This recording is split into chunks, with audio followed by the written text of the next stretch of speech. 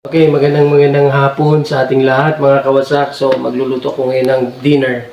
So ang aking lulutuin ngayon ng panghapunan ay estopado, ano? So meron po tayong mga ingredients dito, no, para sa ating lulutuin. So meron akong sibuyas, meron akong bawang. So meron ako dito, syempre, mga sekreto ko 'yan. So meron tayo, so ito, tawag yan, black beans. And syempre, ng front leg po yan, no? So, ngayon, ang hiwain ko muna yung tawag dito. Focus mo muna dito, tol. Dito sa bawang, ano? So, ito muna. Yan. Ganyan na po ang paggagayat ng ating mga lamas para sa ating estopado. Yan. So, kailangan na marami talaga tinatawag natin panakot. So, lamas na pinatawag, no?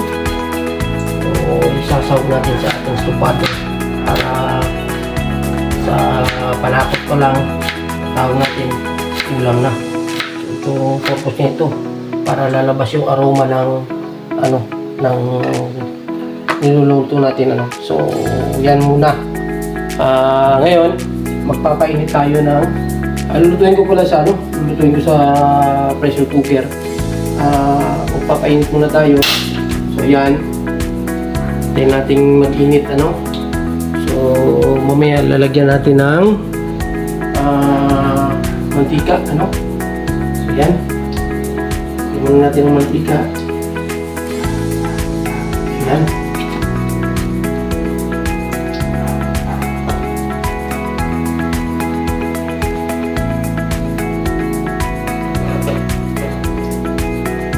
Natin is ikiwar-kiwar. So, okay, kaya. Unahin muna natin yung isa bawang. So, ito po. So, habang nagkuhan ako, may ginagawa dito si Elton. Itong tawag dito. Inainit na, na lumpia, yon. So para crispy siya, kailangan talagang i-fry natin habang ginigisa natin yung yung tawag yan, yung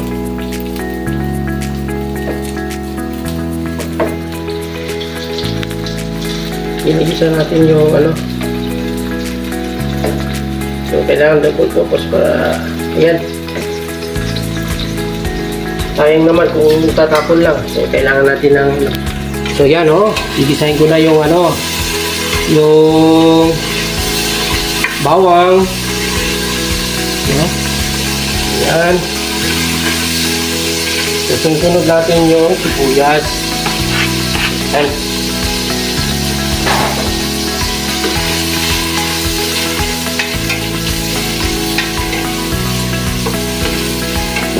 Kailangan maging golden brown yung mga panakot natin. Tawag ko dyan doon panakot, ingredients. So kasi itong si Elton, magaling ito magluto.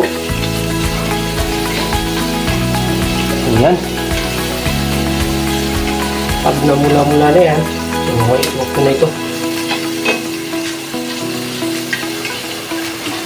Ayan.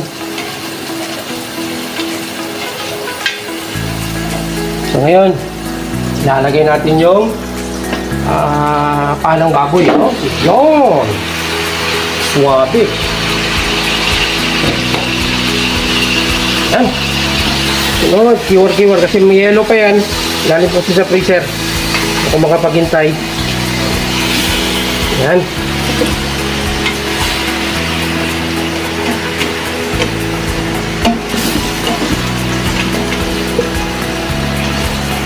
Yan.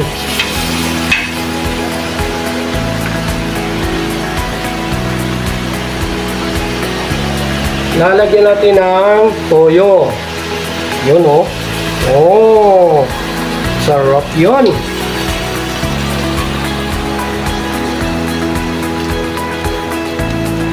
Lagyan natin ng pangpalasa. Yan. Siyempre, hindi mawawala ang durog na paminta. Kaya natin medyo marami para manghang. Yan. Gigisahin muna natin, ano? Yan.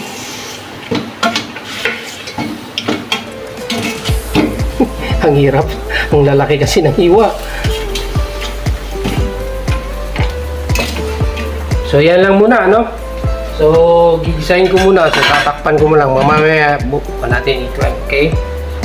So, yan guys. Kumulo na. So, maghihintay na tayo ng mga 30 minutes. Hindi ko na pinakita sa inyo. Nilagyan ko na ng tubig, no? Para, so, yun po yung isang sangkap na upang lumambot yung karne, ano? So, para maging masarap yung karne o paa ng baboy, no? So, yan. Mamaya, pag lumambot na yan, within 30 minutes, siyempre, madali lang kasi pressure cooker yung ginamit natin. So, ilalagay ko mamaya yung soda at yung black beans, no? So, yan lang muna. So, yan lang muna, guys. So, ngayon, guys, titingnan muna natin, iupo muna natin yung, ano, yung tawag dito, yung gasol kay bubuksan natin. Hindi man pwedeng buksan yan habang kumukulo kay baka bumirang sa atin yung ano. Nasubukan ko na yan eh. Habang kumukulo, niluwangan ko yan. Ay, sumabog. Kailangan muna natin bago natin siyang luluwangan para so yan, hindi siya sasabog, ano. So, titingnan natin ngayon kung malambot na. So, yan.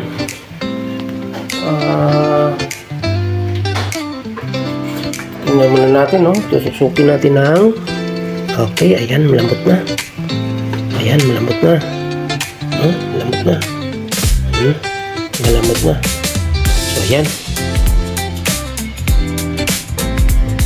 So, ngayon, lalagyan natin ng muna ng tawag yan, black beans, no? So, yan.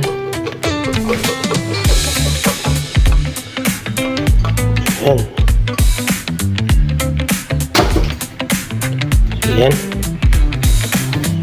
So, ngayon, ang susunod natin ay yung siyempre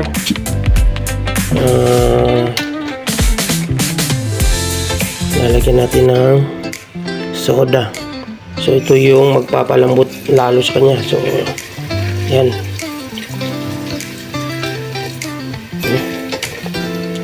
So, yan. So, yan. No? So, soda ko yan. So, yan. So, dadagdagan natin ngayon ito ng konting toyo kasi para hindi siya madagdagan natin yung lasa. Ayan. Ayan. So, kasi yan, matamis na yun eh.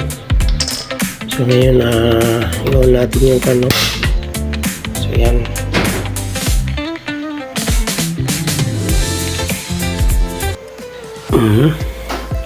So mayroon na po yung meron na pong soda yan, meron na pong tinagdagan ko ng toyo, nilagyan ko ng beans. So mamaya lalagyan natin ng black pepper o yung tinatawag nating atsal. So yan.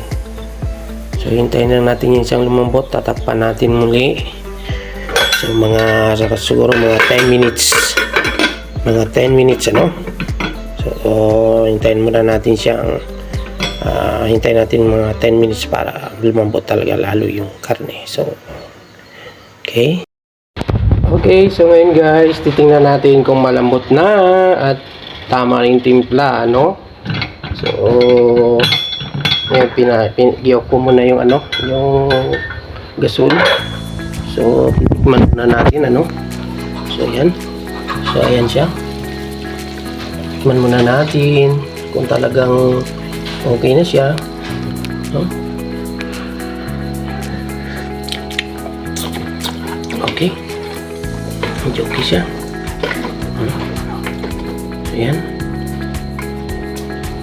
So, ngayon, lalagay natin yung atsal na tinatawag, no? So, ayan. So, tingnan na. Ayan siya. Ayan. So, siguro mga 5 minutes or 2 minutes. No? 2 minutes. Takpan muna natin, no? Takpan muna natin. So, yan. Mga 2 minutes siguro mamaya. Okay na siya.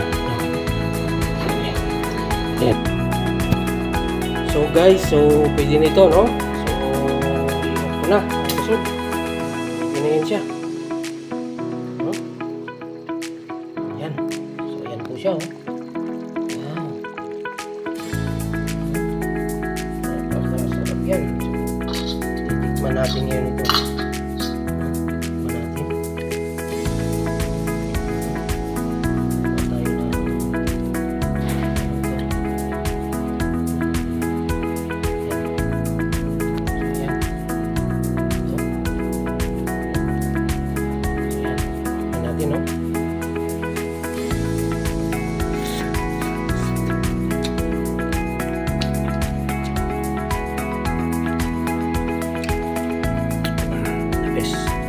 Pado.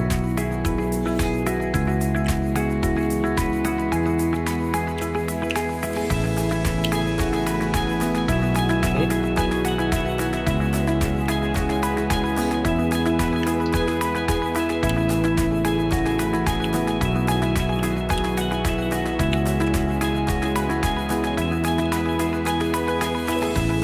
Super. Sarap. Okay, so ganito na muna. So, thank you for watching. Don't forget to like and share